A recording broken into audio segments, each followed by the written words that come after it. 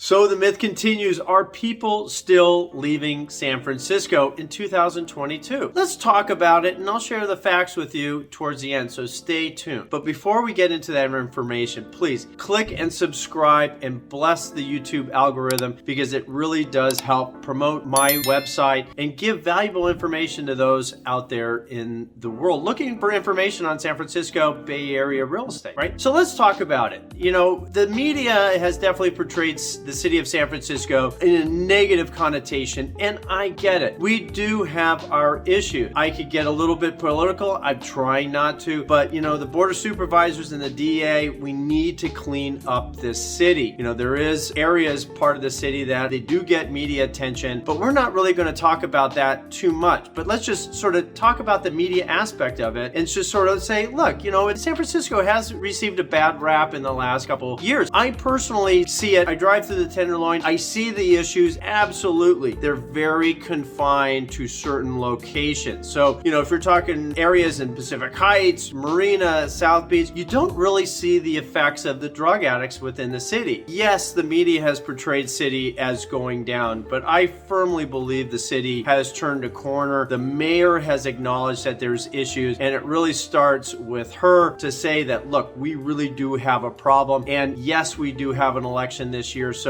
hopefully we'll get some new management within the city and a new DA that's actually going to prosecute crime. So with that said, let's talk about the exodus of San Francisco. You know, during the pandemic, San Francisco was number 2 of the exodus of people leaving the big cities. Number 1 was New York City, and we all heard that. All those people moved down to Florida. Everybody was saying, oh, everybody's leaving San Francisco. Yeah. Were they leaving the city of San Francisco and going to Austin? Yeah, there's some people that definitely relocated to other cities without a doubt, especially those tenants that were in South Beach market that really did not have any ties to the city. They definitely bailed, you know, but those people that are invested in the city, like me, like property owners in the city, did they leave? Well, you know, yeah, some of them. Some of those people relocated to other parts of the Bay, and you can get that information through the U.S. Postal Service. You know, at the beginning of COVID, everybody bailed, right? And everybody thought they were going to everywhere. But the reality is they just relocated to other areas within the Bay. And that's really what also spurred that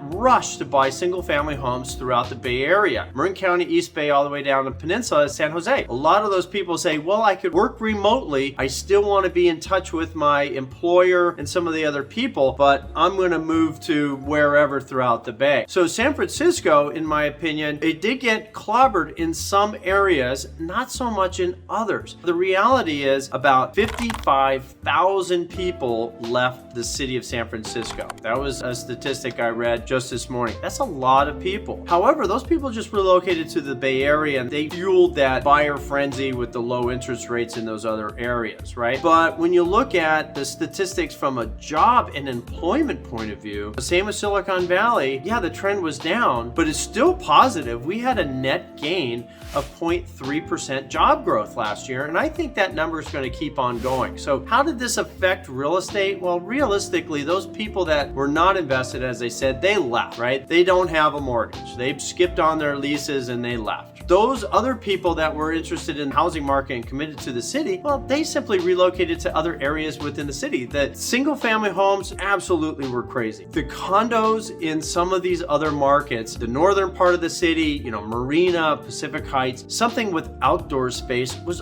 also very, very attractive to people. Smaller buildings. I think the softest part of the market, and I still think it is right now, is the South Beach market, where you have big high-rise buildings. I think that was the hardest hit, and I also think that is the area that's probably going to be the slowest to grow, but as I said, we did have a net gain of jobs. So realistically, I think as more people come back into the workforce, you're going to have stronger real estate market in those other areas, like that South Beach market, as I told you, because that market came down really fast because everybody left. You know, it was a ghost town down there that first couple of weeks of COVID, right? It's going to come back as jobs grow. Another statistic that I read, because remember that South Park neighborhood, they had 18 venture capital companies before COVID right within that few block area. And I think it really comes down to is a lot of those VCs, they wanted to have either an annex or their main office in San Francisco because we had the talent. They want to have much more hands-on approach to their CEOs that are down in those markets so they could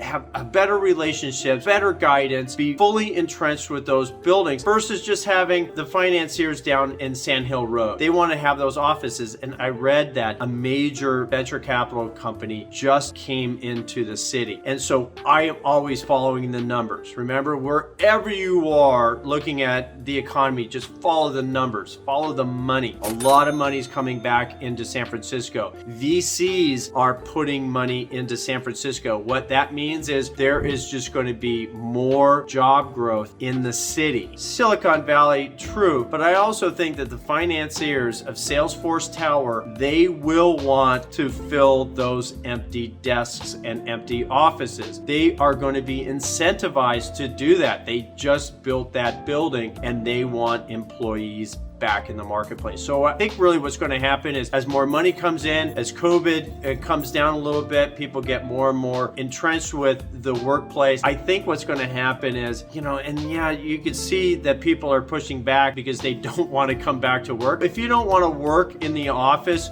2-3 days a week, there's somebody that's going to replace you. I mean, that's just the way it is. And when I look at employment statistics, employers are going to be enticing people with more money to come back to the workforce and come back to the office. There's only so much that you could do on a Zoom, right? There's no camaraderie in a Zoom.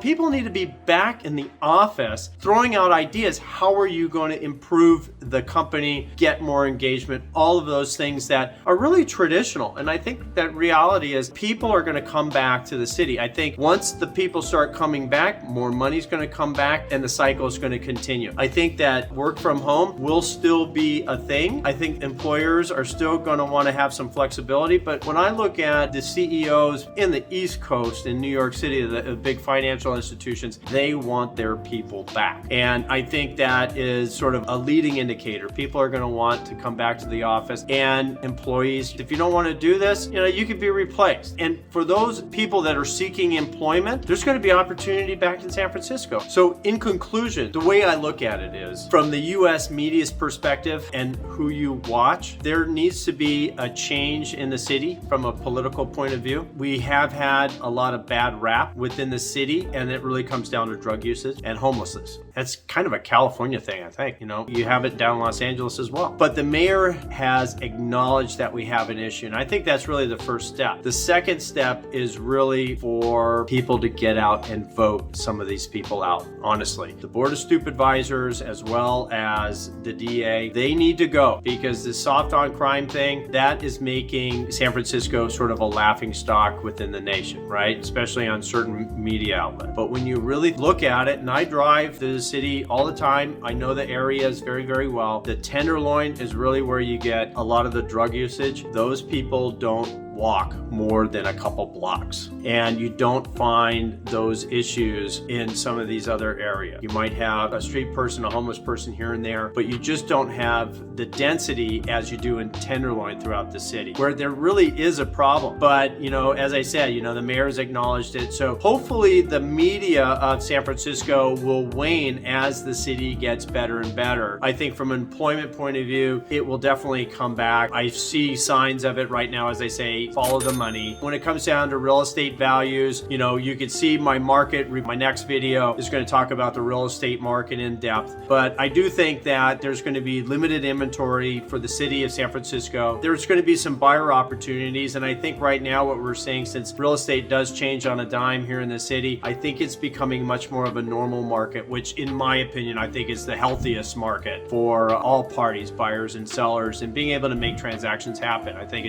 that's where I like to play. In the city of San Francisco, you know, the market is either one or the other. It's typically very, very strong from a seller's point of view. It can get really challenging from a buyer's point of view. Hopefully that's going to balance out, so it's going to give more legs to buyers. And once again, there's over 90 neighborhoods in the city of San Francisco, so it really depends on where you're looking, what you're looking at, what you're open to, because we do have so many different types of real estate within the city, so many different variables within the city, and that's why I like it. You know, it's not a cookie cutter community. There are so many different types of real estate within the city. So as I said, I do get calls all the time by people that are looking to relocate to the city. They just want advice. I know the city incredibly well. If you're looking in condos in South Beach, Pacific Heights, Russian Hill, wherever you're looking, all of those different communities are a little bit different. I'm happy to help. As I said, please click on the subscribe button and follow my YouTube channel, and give me a call if you ever want to chat about real estate, how I could help you, and just give you good, solid advice. Thanks for watching.